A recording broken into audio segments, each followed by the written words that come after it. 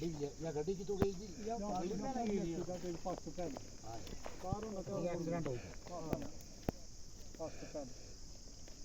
एक आदमी मार के गए अच्छा हां सब्जी दी उन्हें मकाना नुकसान होएगा वे जगह पे हां ये नहीं भी आ गई अल्लाह माफ करे रेड जोन में ये भी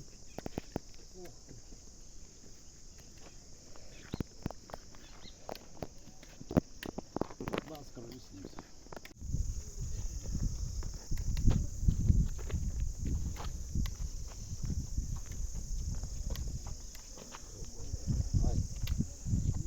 यो स्कूल तो ये बंगला तो इसके आगे मस्जिद थी मस्जिद का मस्जिद में ना बाबू जाके सब मलबा का अंदर ही सारों को जो सारा मलबा के अंदर है कब्रिस्तान तो इधर कब्रिस्तान ये भूतो पाल से रहता है कोई जो लाश कई जगह ए पाल बंगला ना खाने पास वो रही हो भूतो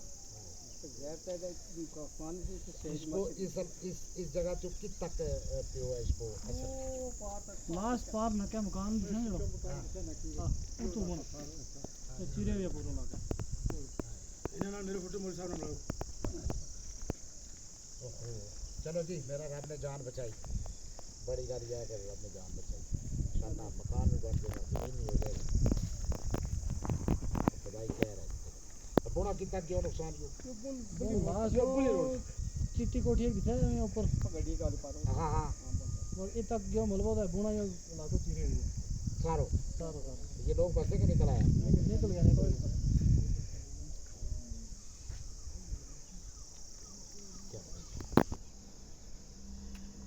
मैं इस वक्त कालाबन में हूँ कालाबन उस जगह पे जहाँ कुछ दिन पहले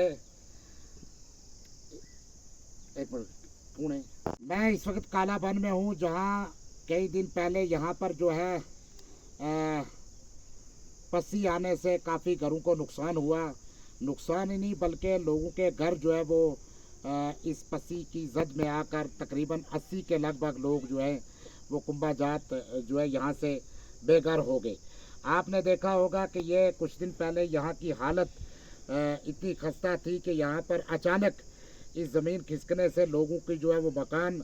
लोगों के माल तमाम का नुकसान हुआ। अल्लाह का शुक्र है कि कोई जानी नुकसान नहीं हुआ। बहरहाल मैं गवर्नमेंट से ये गुजारिश करना चाहूँगा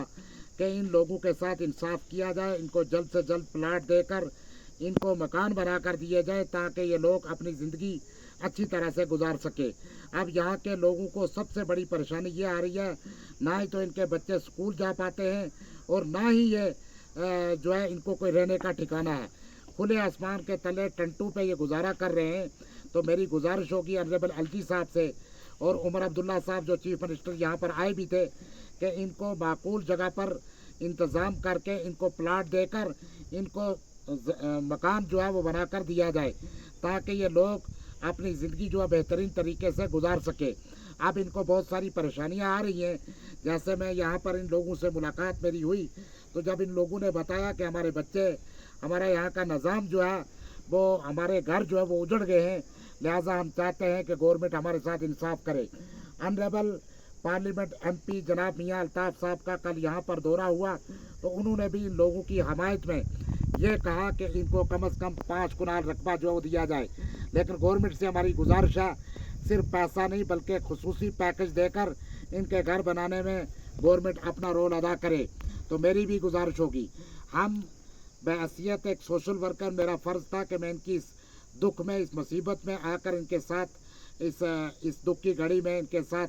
बैठकर इजहार अफसोस कर सकूं। बहरहाल गवर्नमेंट से ही मेरी गुजारिश होगी बजरिया सोशल मीडिया या बजरिया मीडिया कि आप इनकी परेशानियों को समझें और ये कुदरती जो अजाब आया है ये इलाही अजाब, इससे इन लोगों का जो नुकसान हुआ है तो इन लोगों के नुकसान की भरपाई हम नहीं कर सकते। बहरहाल मैं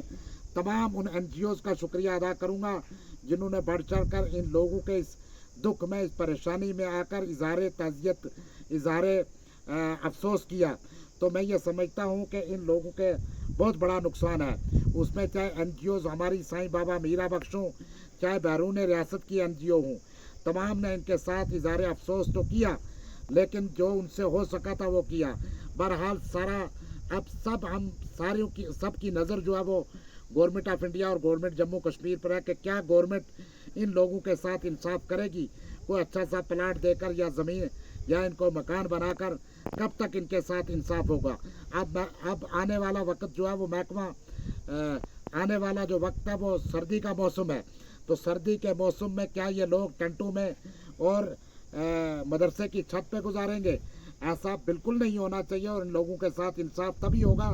जब इनको घर बना के दिए जाएंगे। तो मेरी गुजारिश होगी कि फौरी तौर गवर्नमेंट इस तरफ तवज्जो दे। यहाँ के ऑनरेबल कैबिनेट मंत्री भी हैं, वो ज़ाती दिलचस्पी लेकर इन लोगों के घर बनाने में अपना रोल अदा करें। शुक्रिया।